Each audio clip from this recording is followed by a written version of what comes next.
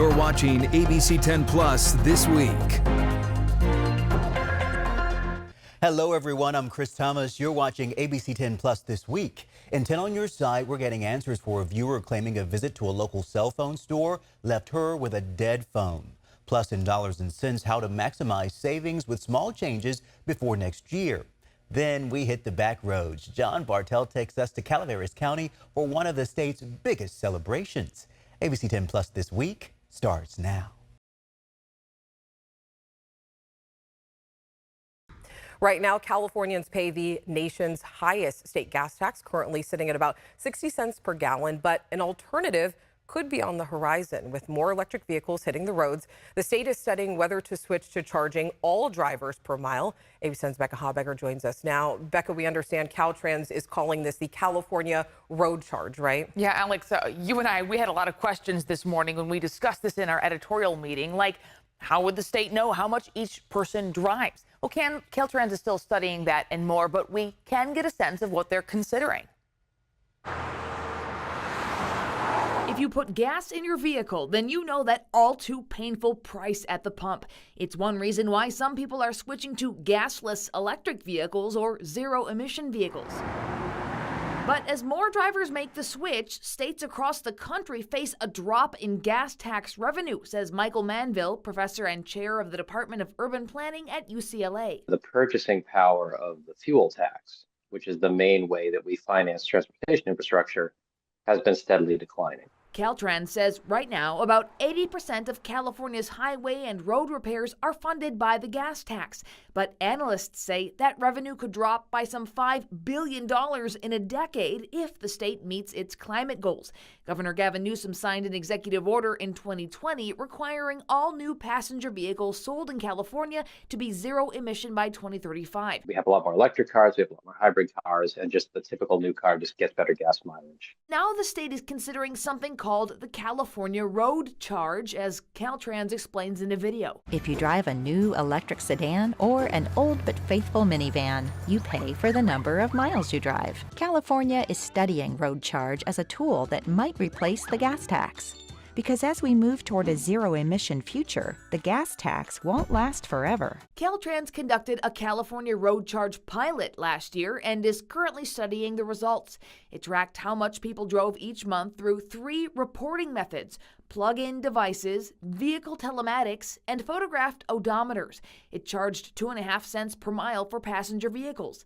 But some say a per-mile road charge is not fair. Writing to Governor Gavin Newsom in 2021, then Senate Republican leader Scott Wilkes said, in part, as long as we fail to build housing in adequate supplies to house our workforce near their jobs, then the working poor are still going to be paying far more in vehicle miles traveled fees than their wealthy counterparts. This is fundamentally unfair and targets those who can least afford to pay the fee. The bill passed and Newsom signed it. But whether a road charge system ultimately replaces California's gas tax is still in question and would be years away. I could be wrong, but I'm not sure this is coming down the pike anytime soon. Caltrans plans on releasing a final report from the pilot program later this year. All right, as we learned through our research today, other states are also trying this road charge as well, too. It's not just California. Yeah, that's right. In Utah, for example, drivers of electric vehicles can either pay a flat annual fee of about $140 or opt into the Utah Road Usage Charge Program instead, paying 1.11 cents per mile, but no more than the cost of that flat annual fee. So if you drive less, you pay less. And in Utah, they offer 2 mileage reporting options, one with telematics. The vehicle automatically records and reports mileage data. And the other method, customers take a picture of their odometer every 3 months using a mobile device. Neither option involves sharing location data, the state says. And in Hawaii's road charge program launching in 2028, odometers will be read at annual vehicle inspections. And I know that was a lot of breaking news all at once. And these are stories that we are going to continue to follow on air and online. Of course, if you have any questions, you can always reach out to our team at abc10.com. All right, the city of Sacramento is faced with a multi-million-dollar budget deficit, as ABC10 has reported. That may mean some cuts. And on the line, we're getting a clearer picture from city leaders about what actually might be cut. So ABC10's Jeannie Nguyen has been following this story and explains what's being proposed and how residents can voice their concerns. Alex, some of the proposed cuts are to departments like Sacramento Fire and Police, But the mayor and a council member both say there is still not a final list of cuts. They're hoping residents can make their voices heard so the city knows what's important to their constituents. Adopt a budget which is going to be cutting roughly $44 million from our budget. So that's going to have an impact on the people of Sacramento. The city of Sacramento is facing a budget deficit of $44.1 million. And in order to balance it, the city asked its departments to propose budget balancing strategies. Those could include possible cuts to parks, fire, and police. The list is daunting and pretty scary to people out there. Like, oh, we don't want that, so neither do we. So that's our job, is to look at options, ideas, look for the least amount of pain to the city of Sacramento, and most importantly, our residents. And in addition to cuts, the city is considering raising costs for residents for things like parking fees. Mayor Kevin McCarty says it's still too early to tell what cuts and increases may happen. So we're going to have to focus on which, revenue ideas have the least amount of pain on businesses and residents, and which amount of reductions in programs have the least amount of impact on core city services like police, fire, parks, recreation, youth programs. Some of the city's options to cut back on costs are to eliminate certain jobs, which could result in layoffs throughout city departments. We're not in a position to say there absolutely will be no layoffs, so that would I'd love to be able to say that at this point. We can't say that just yet. As cuts are looming within the city's budget, Councilmember Roger Dickinson says there are some positives coming, especially for his district in North Sacramento. He says it's an area that's been ignored for decades, but says City Council recently approved a plan called D2 Thrives. Implementation of the community plan or the action plan for Del Paso Boulevard, Marysville Boulevard that was approved last year. So now we're moving ahead with $600,000 through that to help with business development, to help with community organizations. Dickinson believes these investments will have long-lasting positive effects on the city. All right, and Jeannie, the city says that they will hold public meetings in May to talk about options to cut, and then a final budget will be adopted in June. I know that you also reached out to Sacramento Fire and the police department for more information regarding potential cuts. What did they have to say about all this? Well, Alex, a spokesperson for police tells me that the right tools and proper staffing levels will help maintain public safety and meet the needs of the community. And a fire spokesperson says there are different options of what budget cuts could look like, and cuts to fire may not necessarily happen. I have posted fire and police's full statement on our website at abc10.com. All right, Jeannie, thank you for that update. In 10 on your side, a viewer claims a visit to a local AT&T store left her with a dead phone. 10 on your side got involved and she received a response from the very top of the company. Now I have a phone that won't work. It won't plug in, it won't charge, it won't do anything. What am I supposed to do? Jan Warner tells 10 on your side stopping by an AT&T kiosk inside her neighborhood store led to an unforgettable experience that left her with a dead phone. It's my emergency line. I don't have a landline. And yeah, to go 2 days without a phone, it was stressful. It was very stressful for me. It was supposed to be just a quick trip to the store. And I said, hey, while I'm here, can you do an update on my phone? Because I don't have Wi-Fi in my home. And in order to do an update, you have to be connected to Wi-Fi. So they plugged it in. And that's where the whole thing started going downhill. Jan says the phone overheated and AT&T refused to replace it, even suggested she buy a new phone. And I'm like, that's it, I'm calling Chris Thomas. He's gonna help me out. And you know, sir, you did, and thank you. She called 10 on your side and ended up getting a call from AT&T's Office of the President. I thought they were scamming me. And found out, no, that it was actually AT&T's president's personal secretary. Calling you? Calling me because you had put in my name and number to them. So wow. I thank you. And what did they say? We dickered on what they were going to do for me financially. And we came to a settlement. AT&T released this statement saying, we want our retail stores to be a community resource for anyone with a question about a device, whether or not they are a customer. We did our best to assist Ms. Warner, and we are sorry that she was not satisfied. However, we dispute the allegation that we damaged her device during her visit. As a courtesy, we worked with her on a settlement of her account with us. But it's because of you. So I appreciate you, and I thank you. Do you have a problem and don't know where else to turn? ABC10 is here to help. Email me at onyourside@abc10.com. In tonight's Dollars and Cents. Tax season's here and the deadline to file is less than a month away. But even if you've already filed, it's not too early to start planning ahead for next year. I talked with a Sacramento-based financial planner about small adjustments you can make now to save money, reduce your tax burden, and set the stage for a financially bright future. What are some moves people should make to make filing next year a little easier? There's a number of considerations involved with proactive tax planning. Joseph Eshelman, president of Tower Point Wealth, says tax brackets at the federal level are still historically low, so you might consider accelerating income. Which means paying more in income tax. Not everyone has the ability to do this, but if you have certain investments, Eshelman says it may be worth your while to pay a little more tax now while rates are low. You might also consider a Roth IRA conversion. You convert dollars that you have in an IRA account to a Roth IRA account. And the benefit of considering doing what we call a Roth conversion is once you get that money in your Roth IRA, it grows tax-free and it comes out tax-free. Eshelman warns you could owe income taxes on the amount you convert, but 2025 could be a good time to pay the tax now during historically low rates. When it comes to investments, losses aren't always such a bad thing. Consider what's called tax loss harvesting. If you have an investment that's declined in value, sometimes it makes sense to sell it because you own that investment at a loss. Eshelman says you can use the losses to offset taxable gains from other investments. He says if your total realized losses are more than your realized gains, you can offset up to $3,000 in ordinary income annually.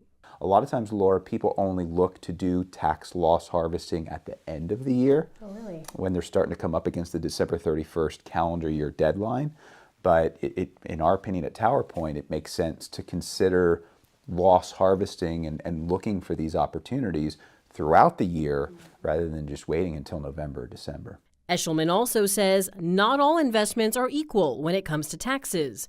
This is where asset location comes in. It means putting investments in accounts that offer the most favorable tax treatment. So when we talk about locating certain investments in certain accounts, what we'll do with our clients is if they own an investment that pays out a lot of regular, ordinary interest and income, which again we like, but it's tax problematic, we'll own those what we call tax inefficient investments inside their retirement account only. That makes so much sense. Thank you so much. So doing some investigative work through the numbers and your accounts can really pay off. Yep.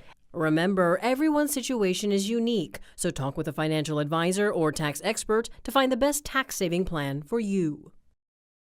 You'll also want to prepare for the Tax Cuts and Jobs Act potentially expiring. It's a 2017 law that more than doubled the standard deduction and child tax credit, among other things. If it expires at the end of this year, it could make a big difference to your wallet and your taxes. I break that down in detail for you in a recent Dollars and Cents story. You can find that on our website, ABC10.com. You can also find all my Dollars and Cents stories streaming now on the ABC10 Plus TV streaming app. The app is free to download on your TV. You can also email your questions at lpainter@abc10.com. Details tonight in our Wild West of Education investigation. Highlands Community Charter and Technical Schools is admitting to one of the most concerning issues ABC10 exposed over the last 2 years of our reporting, and that's attendance errors. ABC10 investigative reporter Andy Judson joins us tonight in studio with more. Yeah, Alex, more than 40 sources have told us Highlands Community Charter and Technical Schools misreported attendance, a serious issue since the school receives taxpayer dollars based on those numbers. Now Highlands says it's paying back millions, and this may be just the beginning of the consequences for the school. So we know that we made an error in our ADA report. Nearly $13 million. That's how much Highlands Community Charter and Technical Schools says it's paying back to the state for attendance errors. We know right now we're losing $13 million That's just for one school year. Highlands admitted it made attendance errors in 2021-2022. Attendance is basically equal money. That means millions in public funds were wrongly paid out. The finding came after an audit by Twin Rivers Unified, the oversight agency for Highlands. When ABC10 reached out to Highlands and Twin Rivers Unified, neither responded to our questions. Highlands previously and repeatedly denied ABC10's findings, going as far as threatening to sue us. Highlands reserves the right to sue ABC10 for monetary damages. Twin Rivers Superintendent Stephen Martinez has repeatedly avoided ABC10's questions. Do you mind if we just ask you a couple questions? We want to hear if you have any sort of response to all the teachers that came directly to you and spoke to you on the board today. So we turned to Tom Hutton for insight. He's the executive director of California Charter Authorizing Professionals, a nonprofit working with school districts and county offices of education on oversight of charter schools. The more common scenario I've seen is the state says, based on this error, we need you to come back with this kind of money. But that's not the case here. Instead, Highlands is choosing to pay back nearly $13 million, a big sum for one school year, Hutton said. And I haven't encountered sort of the voluntary, based on that, we're just going to refund the money. Highlands' decision raises more questions, like whether the problem goes beyond 1 year. How many months of ADA across students, across classrooms, was misreported? More than 40 current and former employees tell ABC10 attendance problems go back as far as 2018. But I was being given lists of students, sometimes 20 to 30 a week, new students, all the time, adding to my roster and adding to my class. And then a lot of them wouldn't attend. I never had met them or they had never attended. Some employees say they were even pushed to fabricate records. And so we'd have to, let's say, magically come up with their work samples. Fabrication, yeah. Issues at Highlands go beyond attendance. Over the past 2 years, ABC10 uncovered lavish spending, including school leaders staying at 5-star resorts like the Ritz-Carlton in Hawaii. Those places aren't vacations. As well as overcrowded classrooms, uncredentialed teachers, allegations of nepotism and excessive leadership salaries, plus millions spent on attorneys and consultants. Who are these consultants that are getting so much money? These issues, as well as concerns about attendance, are being probed into by the California State Auditor. After ABC10's investigation, the entity launched a sweeping audit into Highlands, its affiliated nonprofit, the Doc Smith Legacy Foundation, and its oversight agency, Twin Rivers Unified. The state audit has been underway for months and is expected to drop this summer. So what comes next for Highlands? Whether more money will have to be paid back or if more serious consequences are coming, all eyes are on that audit, while ears are on a bigger conversation about California's charter school systems. It's a very hot topic statewide about hard questions about how we do the oversight in situations like that. And one entity that's watching what comes from that state audit is the California Department of Education. In a statement to ABC10, the agency said it appreciates Highlands' acknowledgement of wanting to comply with the law, but vows to continue pushing for accountability and the appropriate use of funds. Alex? Andy, thank you so much. And you can watch all episodes of The Wild West of Education right now on our ABC10 Plus streaming app. It is completely free to download to your TV. And this move was months in the making and a campaign promise fulfilled. ABC10's Devin Truby is live at the California Department of Education with more on what this means for local students. Devin. That's right, Chris. We are here at the California Department of Education, where earlier today we spoke with officials about their concerns. Eliminating the Federal Department of Education once and for all. President Trump signing an executive order dismantling the U.S. Department of Education, calling it wasteful and returning power to the states. Pell Grants, Title I funding, resources for children with disabilities and special needs will be preserved in full and redistributed to various other agencies and departments that will take very good care of them. With its workforce cut in half, the White House said earlier this week the department would continue to handle federal student loans. It's just going to take away all of the accountability and oversight that the federal government engages in. ABC 10 took a closer look at what this means for California. According to the California Budget and Policy Center, all of K-12 schools get a total of $8 billion in federal funding. Higher education gets a total of $7 billion. Any of that funding would require action from Congress because Congress created those programs. So definitely in the short term, they're protected, but in the long term, it definitely it's an area for concern. Let's think about that. The closing of the Department of Education is also related to kind of a long history of Republican administrations to try to move money away from public schools and into private schools. Funds go towards disadvantaged, disabled, and low-income students at the college level. This includes research funding, work study, and more. By engaging in mass layoffs, that is having a real impact on students, even if the funds are not being taken away.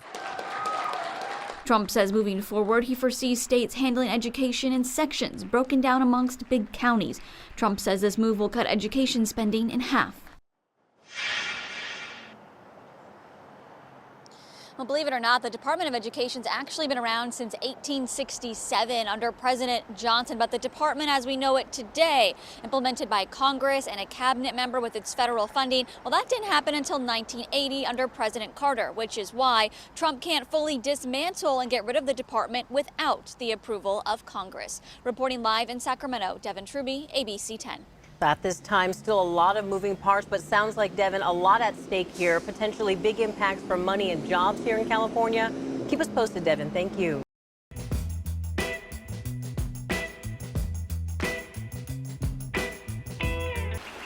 When gold was first discovered in the foothills of Calaveras County, it was two Irishmen who struck it rich. So much gold, yes!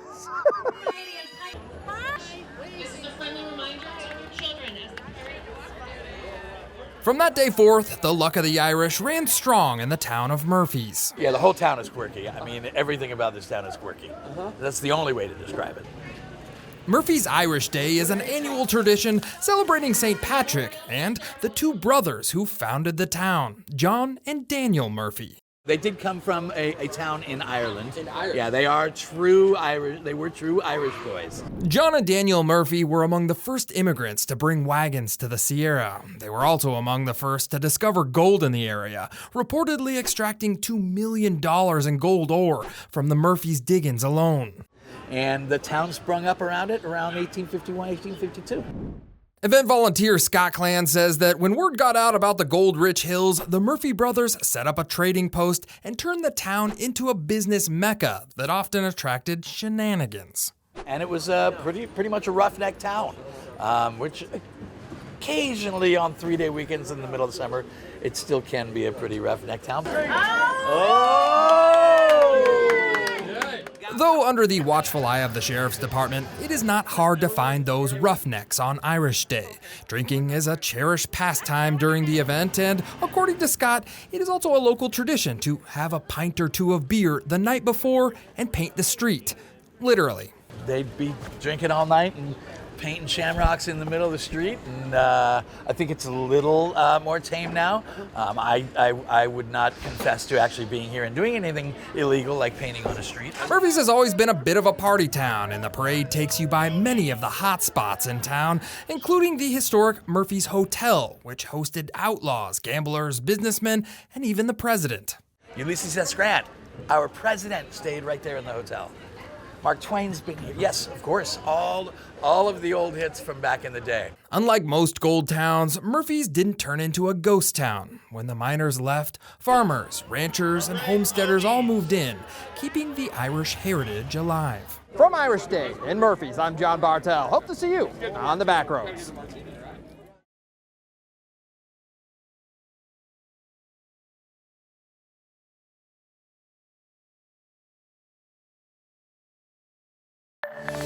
Thanks so much for watching ABC 10 Plus this week. We are here 24/7 on the free ABC 10 Plus TV streaming app. You can get your local news and weather anytime, anywhere. I'm Chris Thomas.